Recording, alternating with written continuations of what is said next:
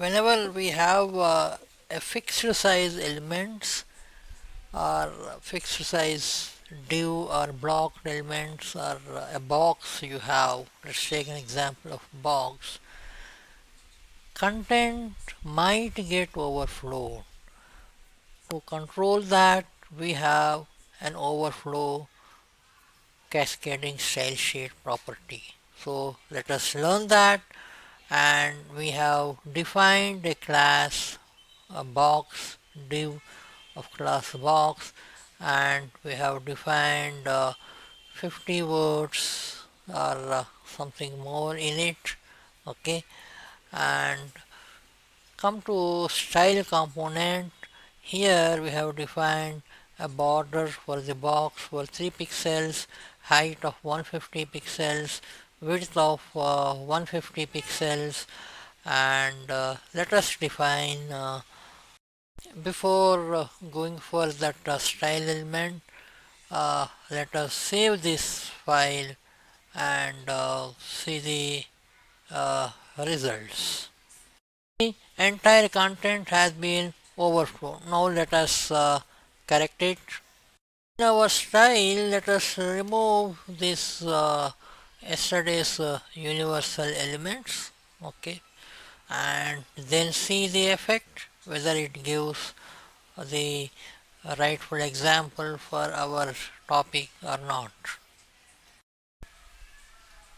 Still, the content is like this. If you closely observe, here it is div element, and after div elements end, we started our paragraph element.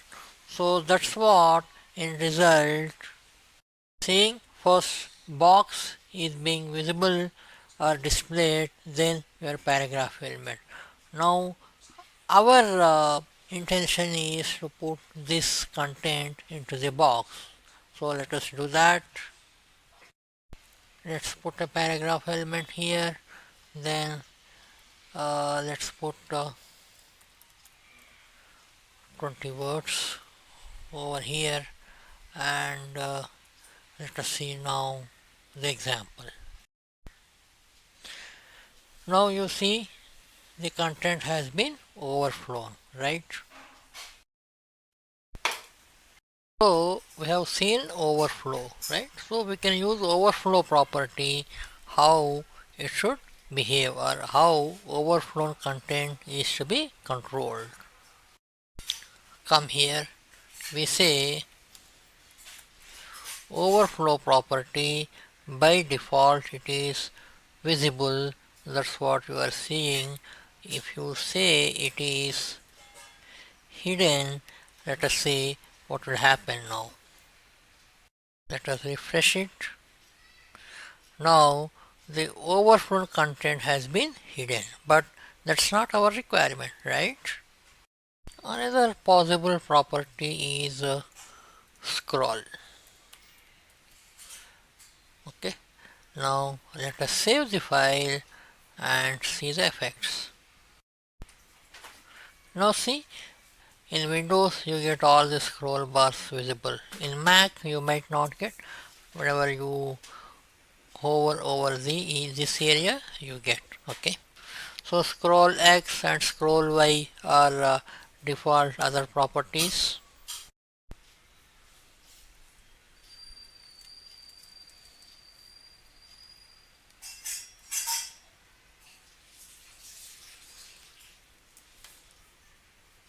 The scroll bar properties, we can put it to auto whenever a scrollable content is there, then only we get those scroll bars. Let us see now the effect. See, if you don't have content, that also, let us test it. Come here, let's remove some of the words and save the file. Refresh. Now you don't see scroll bars. So that is the beauty of overflow property. So this overflow is a combination of overflow x or overflow y. So generally we use overflow property to auto, so that whenever a content is there, then only scroll bars they appear. Suppose for horizontal axis you want to hide the scroll bar, and for vertical content you want to show. So there is no right or wrong here. Whatever way you want, you can use that property. What we need to learn from this lesson is that if you have a fixed block or div box or container, if your content is getting overflown, you have to use this overflow property to auto. Depending on your requirement, you can hide horizontal scroll bar or vertical scroll bar. So far we have used size pixel elements, right? Pixels we have used, but in the CSS we have other measurement units also.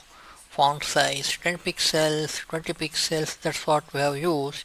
Now let us learn about other measurement units. These measurements follow into two categories: absolute and relative. Absolute means you have to give exact size of them, and relative means they are relative to their parent HTML element, 10% of, 20% of, like that. Absolute units are always fixed, the values they doesn't change, whereas relative units they take the value from their parent element. Examples of absolute are pixels, point, inch, centimeter and millimeter. So categories are like this. Percentage means relative to the size of the container. VH viewport horizontal relative to the viewport, viewport width, viewport height, viewport width, M and rem. So these are all, M and rem are relative to the font size. M means let's see the example for each and every category. M means it's multiplied by. Okay, we are going to see that now.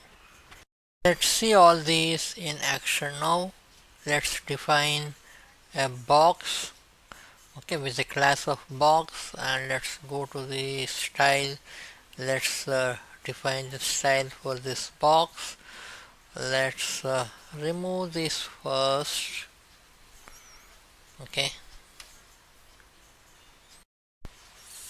let's give 100 pixels, 100 pixels height and width.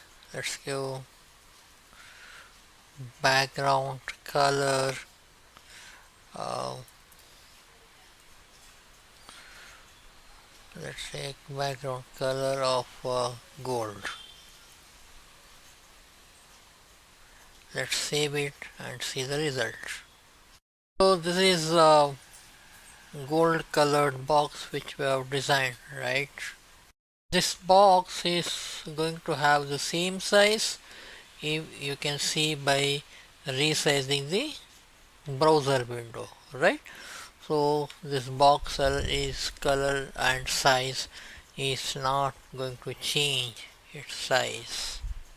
Now let's give another attribute property, border top, right? We give a size of 3 pixels, orange red, suppose we give.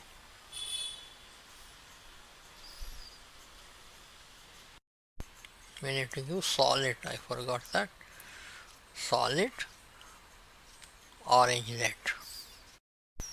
You got the orange red top border, right? And size it. Some people they argue or they discuss that px is the fixed size, they don't scale. But what I say, it's all your requirement and your choice of taking colors and the pixels or measurement units. Now you see the equal space around the box. This is because of the margin, right? Suppose if you remove the margin, what happens? Let us see that. Let's remove the margin of the body, save it.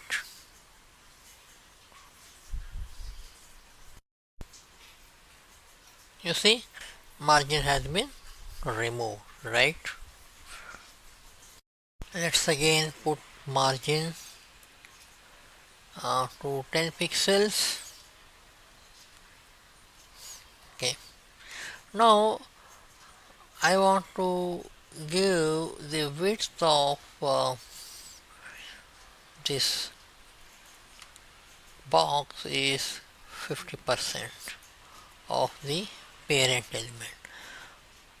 So what is the parent element for this element? See, parent this element means this box is inside of the body, right? So whatever the size body is having, okay, compared to that, relatively we are trying to put 50% of the box element size would be 50% of the parent element. Let us save the file, see the result. You see, if you shorten the browser size, it's relative, so its size is increasing if you increase your browser size. So that is the beauty of your relative measurement units. Come here, uh, let us put body a width of 300 pixels, right? And what would be the size of our width of our box? 150. So let us inspect that, save all, refresh it, come here, inspect, and click on computed, and you see width of our box is 150 pixels, right? Width of our box is 150 pixels. So this is beauty of our relative measurement units. Come here, by default width of the body element is 100% and we are putting it to 50%. So let's save it and see the result. So this is the benefit of using relative measurement units. So these relative measurement units are used to design or to frame the layouts in your HTML forms whenever you design. Let's try to do the height of this box is 100 percentage of the height of the parent element, right?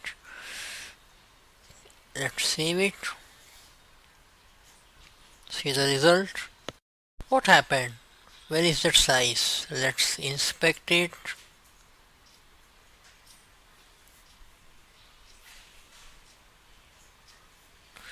Let's inspect, see height of this is, so we have given 100%, but height is 0.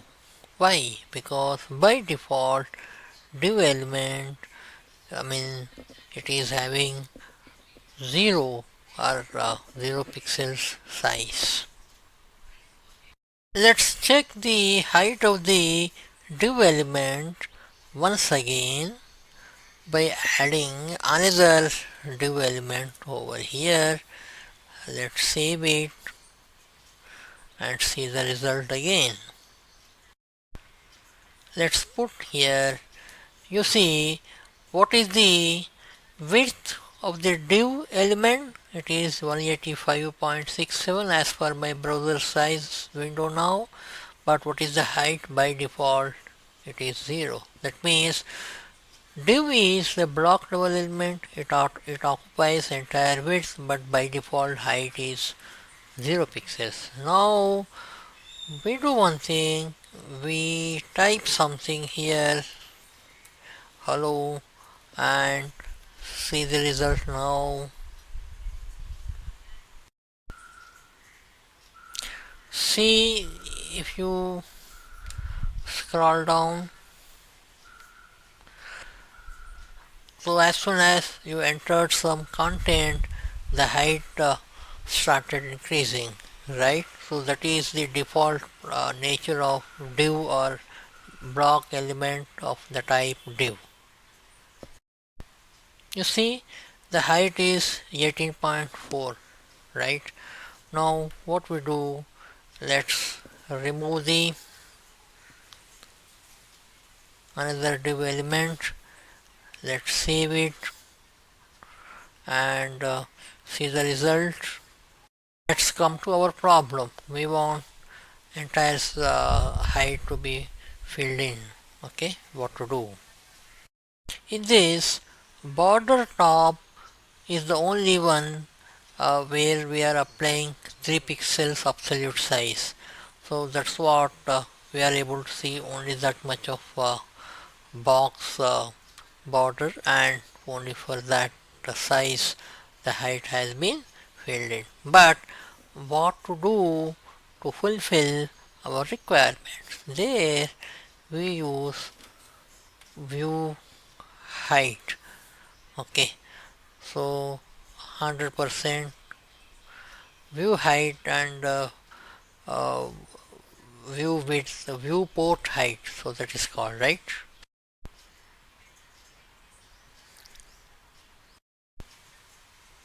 See, view height, so it has taken 100%, right? So that is the beauty of view height and uh, view width relative measurement units. Since we are using relative measurement unit, so relative measurement units, they work relatively to the size of your browser window, correct? So that is the benefit of using this category of measurement units. Similar to VH viewport height, we have viewport width. Okay, this is again one more relative measurement unit. Let us see the result now. Okay, so 50% of the browser window size, the height and width, they both have got occupied. We have two more units, measurement units, rem and m. They are relative to the font size. Use m and rem in situations where we want to adjust the layout relatively to the font size. When we want to adjust the size of the layout according to the font size, in those situations we use M and rem. That means if the font becomes if the width of the font becomes bigger, we want to adjust the size of the layout. So that is what the situation. Suppose we put this 10M. 10M means 10 times bigger than the current font size. So that is the definition. So you can even mention like 10 times, right? 10 times font size of the current element.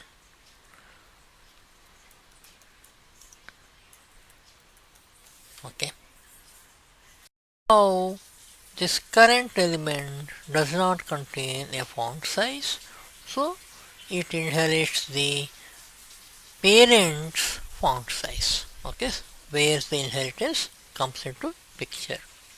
When here body element does not contain the font size, font property, so in that case it tries to inherit the font size from the HTML correct element.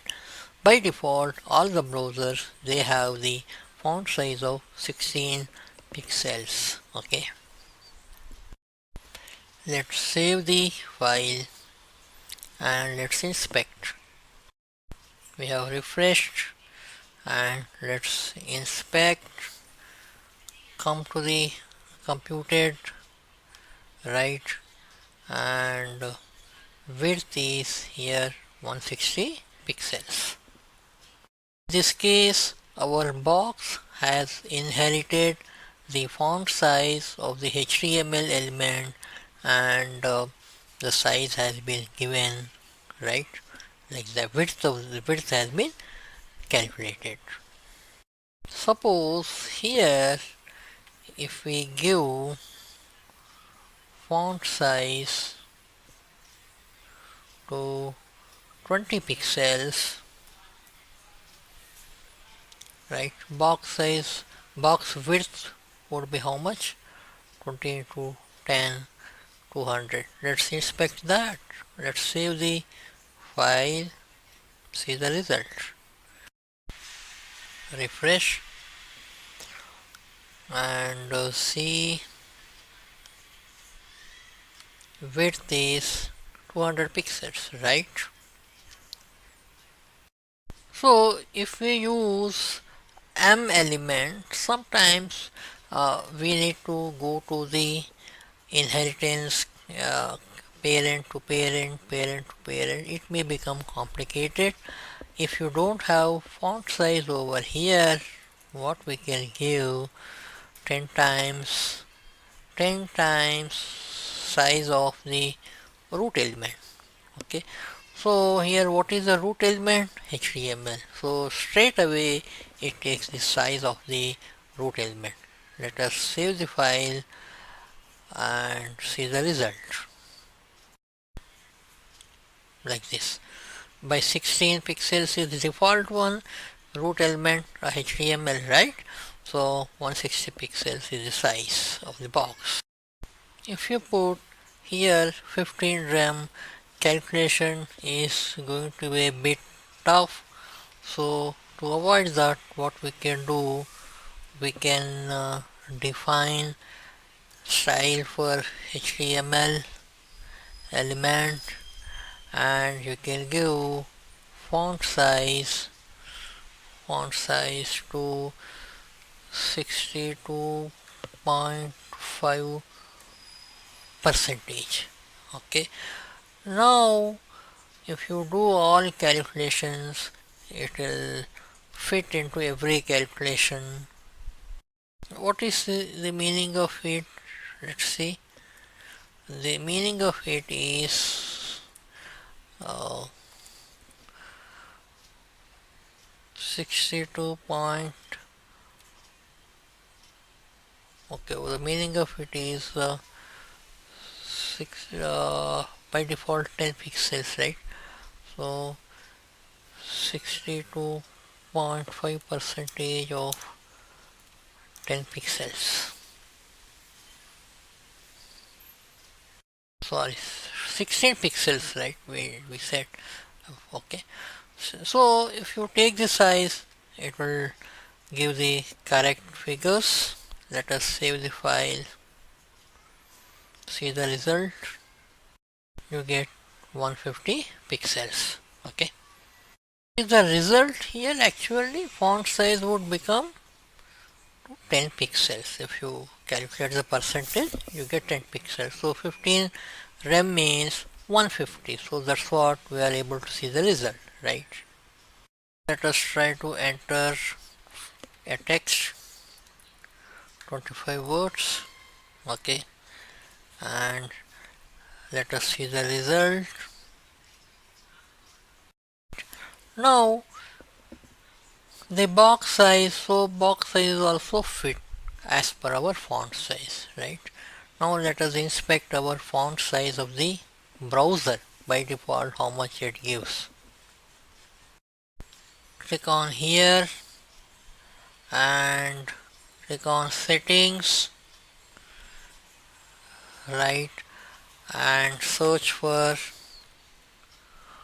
font size.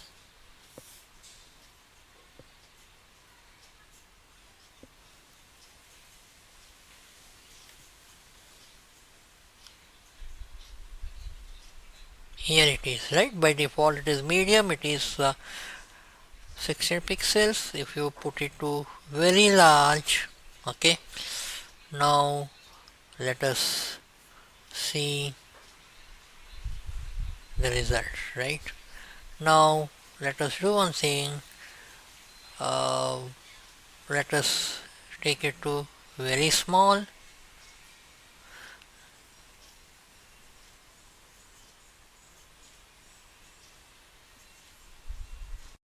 You observe the font size has been taken to very small, so is the box size.